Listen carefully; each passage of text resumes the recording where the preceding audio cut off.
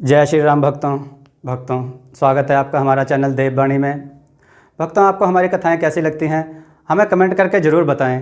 भक्तों, हमारी कथाओं को लाइक अधिक से अधिक करें, इन्हें शेयर करें और हमारे चैनल को अधिक से अधिक सब्सक्राइब करें। भक्तों, आपसे एक गुजारिश है, हमें इंस्टाग्राम पर फॉलो करें जिसका लिंक डिस्क्रिप्शन में दिया गया है। तो चलिए शुरू करते हैं आज की कथा।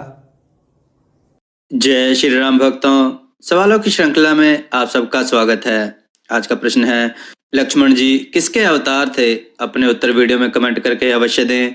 चलिए आज की कथा श्रवण करते हैं। आज की कथा है दो कुम्हार और एक साधु। आइए कथा श्रवण करें। पिपली गांव में एक गोलू नाम का कुम्हार रहता था।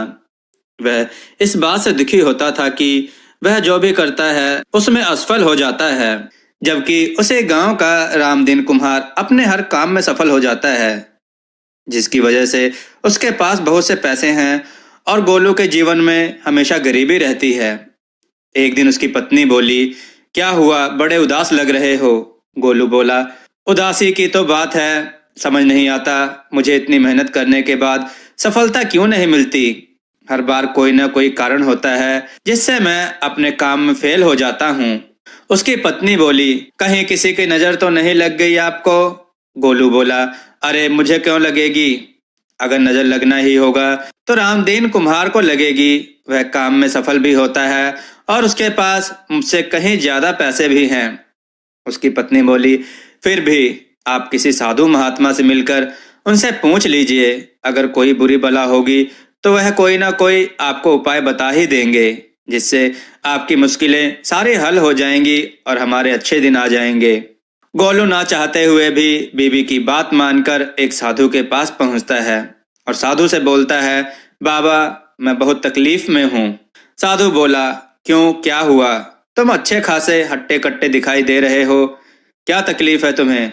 गोलू बोला, बाबा मैं जो भी काम करता हूँ उसमें मौके पर कोई ना कोई समस्या आ खड़ी हो जाती है और मैं सफल नहीं हो पाता हूँ।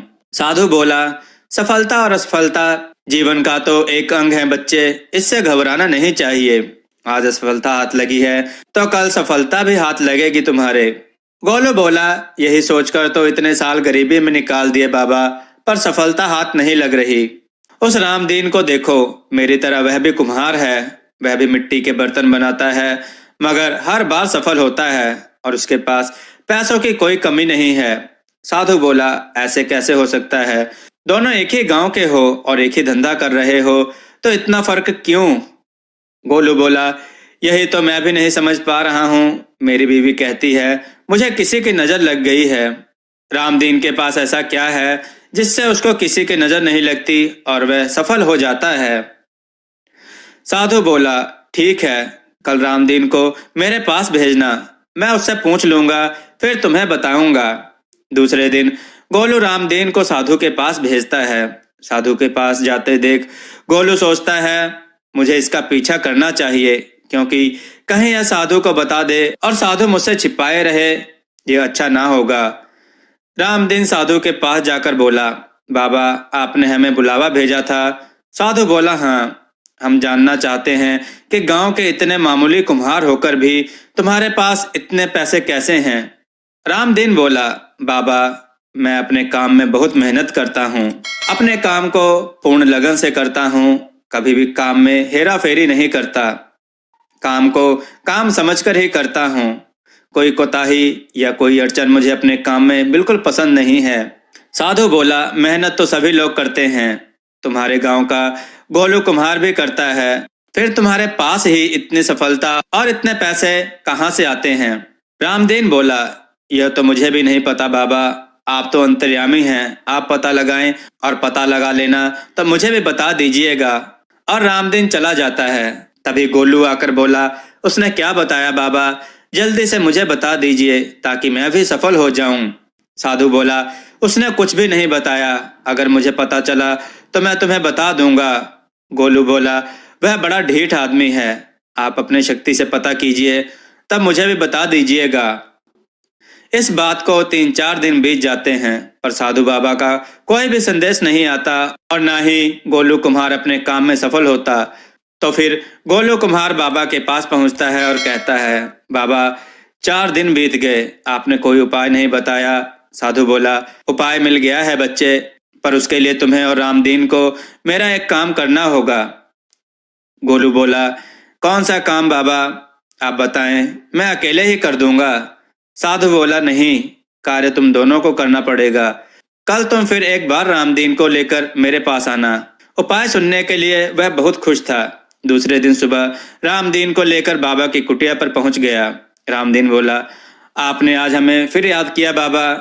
साधु बोला, हाँ, आज तुम्हें शहर के बाजार में मेरे एक शिष्य की दुकान पर 50-50 मटके पहुंचाने हैं। वह मेरा प्रिय शिष्य है और वह तुम्हें पैसे भी देगा और तुम दोनों मुझे पैसे दिखाओगे। गोलू बोला, यह तो कोई कार्य नहीं हुआ बाबा, मुझसे कह देते मैं पहुंचा देता। इसके लिए रामदीन को बुलाने की क्या जरूरत थी। साधु बोला, यह काम तुम दोनों को करना है। बच्चों, जाओ और कार्य होने के बाद हमसे मिलना। गोलू को बाबा के कार्य पर कुछ संदेह लगा, लेकिन फिर भी वह घर गया और अपने 50 मटके लेकर शहर की तरफ चल दिया। रास्ते में बोला कि मटके पहुंचाकर बाबा से मिलना है और बाबा हमें जरूर अमीर बनने का उपाय बताएंगे।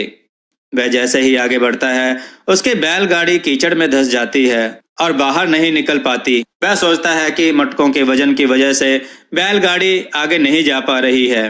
तभी वहां एक आदमी आता है और बोलता है, क्यों भाई, मटका बेचना है? गोलू बोलता है, नहीं, यह मटके गुरुजी के शिष्य की दुकान पर देने हैं। आदमी बोलता है, उनकी दुकान तो सुबह 7 बजे खुलती है और 8 बजे बंद हो जाती है। अब तक तो बंद हो गई होगी, क्योंकि तुम्हें तो यहीं फंसे हुए बहुत देर हो गई है। एक काम करो, 1000 रुपए ले लो और ये मटके दे दो। गोलू बोला, 3000 के मटके 1000 में दे दूं? आदमी बोलता है कि क्या वापस गांव लेकर जाओगे? वापस ले जाकर फायदा क्या होगा? उससे अच्छा है कि 1000 ले लो, बैलों को चारा पानी खिलाने के काम आएगा। बेचारे कितने मेहनत से लेकर आए हैं। गोलू बोलता है, हाँ भाई, ठीक कह रहे हो, गांव जाकर क्या फायदा, लाओ 1000 ही दे दो। अपने 3000 के मटकों को 1000 में बेचकर गोलू वापस गांव लौट जाता है और रामदीन को लेकर सीधे बाबा की कुटिया में पहुंचता है। रामदीन बोला, बाबा, आपने कहा था शहर मटके पहुंचाने के बाद आकर मुझे पैसे दिखाना। ये देखिए मेरे 50 मटकों के पैसे। और गोलू बोला, ये रहे मेरे 50 मटकों के पैसे। साधु बोला, तुम्हारे पैसे तो बहुत कम है गोलू, क्या तुम 50 से कम मटके लेकर गए थे? गोलू बोला, नहीं नहीं, मैं 50 मटके लेकर ही गया था। साधु बोला, फिर पैसे इतने कम क्यों? गोलू बोला, मैंने कहा ना बाबा, हमेशा मुझे घाटा ही होता है। रास्ते में मेरी बैलगाड़ी का चक्का धंस गया, मैं बाजार पहुंचने में लेट हो गया। आपके शिष्य की दुकान बंद हो चुकी थी। मैं मटके वापस लाकर क्या करता, तो 1000 रुपए में एक आदमी को बेच दिए। साधु ने रामदीन से पूछा, रामदीन, तुम भी तो उसी रास्ते से गए थे, तुम्हारी गाड़ी रास्ते में नहीं धसी? रामदीन बोला, बाबा, मैं तो बैलगाड़ी लेकर ही नहीं गया था, क्योंकि कल शाम को हल्की बारिश हो गई थी, इसलिए मैंने सोचा कहीं गांव से शहर का रास्ता खराब हो गया हो। इसलिए शहर से आए हुए कुछ लोगों से मैंने पूछताछ की। उन्होंने कहा रास्ते में कीचड़ हो गया है, बैलगाड़ी फंस सकती है। मैंने सोचा तब तो बाजार पहुंचने में लेट हो जाएगा और दुकान बंद हो जाएगी, तो मेरी सारी मेहनत बेकार हो जाएगी। इसलिए मैंने सभी मटके साइकिल पर बांधे और साइकिल के पतले पतले टायर कीचड़ से बचाते हुए मैं शहर पहुंच गया। साधु बोला, अब समझ में आया गोलू बच्चा, यही उपाय मैं तुम्हें बताना चाहता था। गोलू बोला, मैं नहीं समझा बाबा। साधु बोला, यही जानना चाहते थे ना कि जो तुम काम करते हो वही काम रामदीन भी करता है, लेकिन तुम्हारी किस्मत साथ नहीं देती और तुम्हारा नुकसान होता है, साथ ही गरीबी भी बनी रहती है। गोलू बोला, हाँ बाबा। साधु बोला, यही कारण है तुम बिना सोचे समझे कोई काम करते हो। अगर तुमने भी शहर जाने से पहले रामदीन की तरह रास्ते के बारे में सोचा होता, ना तो तुम्हारी गाड़ी का चक्का कीचड़ में फंसता और ना ही तुम लेट होते और ना तुम्हें नुकसान उठाकर अपने मटकों को सस्ते दामों पर बेचने पड़ते। गोलू बोला, शायद आप सही कह रहे हैं बाबा।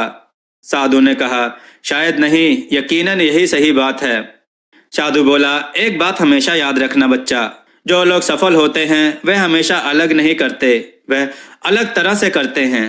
दोस्तों, आपको यह कथा कैसी लगी? अपने विचार और सुझाव कमेंट में जरूर दें। हमारे कथाओं को लाइक करें, हमारे चैनल को सब्सक्राइब करना ना भूलें। हमारे कथाओं को शेयर जरूर करें, जिससे लोगों को अच्छा ज्ञान प्राप्त हो। जय श्री राम भक्तों।